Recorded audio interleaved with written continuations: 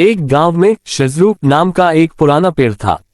इस पेड़ के नीचे आदिल नाम का एक छोटा लड़का हर दिन खेलने आता था। आदिल को ये पेड़ बहुत पसंद था।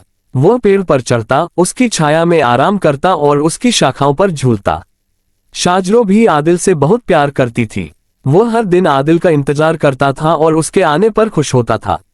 समय बीतने के साथ आदिल बड़ा होने लगा। वह अब हर दिन पेड़ के पास नहीं आता था।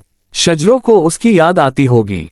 एक दिन आदिल वापस आया और उदास स्वर में बोला, मुझे कुछ पैसे चाहिए, क्या तुम मेरी मदद कर सकते हो? शाजरो ने कहा, मेरी शाखाएं काट दो और उनसे लकड़ी बेचकर पैसे कमाओ। आदिल ने पेड़ की शाखाएं काट दी और पैसे कमा लिए, लेकिन उसके बाद वह काफी समय तक वापस नहीं लौटा। कुछ साल बाद आदिल वापस आया और बोला, मुझे घर बनाने के लिए लकड़ी चाहिए। पेड़ ने कहा, मेरा तना काट दो और अपना घर बना लो। आदिल ने पेड़ का तना काटकर घर बना लिया, लेकिन वह फिर से गायब हो गया। और दुख की बात है, लेकिन उसने आदिल के लिए अपना प्यार कभी नहीं खोया। बूढ़ा होने के बाद आदिल एक दिन सफेद बालों के साथ वापस आया। पूरा हो चुका था और वह थका हुआ लग रहा था।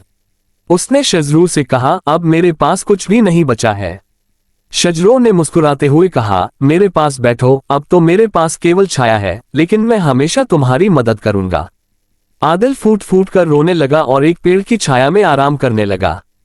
पेड़ हमेशा के लिए चला गया, लेकिन उसका प्यार हमेशा जीवित रहा। आदिल को एहसास हुआ कि शजर जैसा दोस्त पाकर वह कितना भाग्यशाली था। प्यार चाहे पेड़ से हो या इंसान से, कभी खत्म नहीं होता।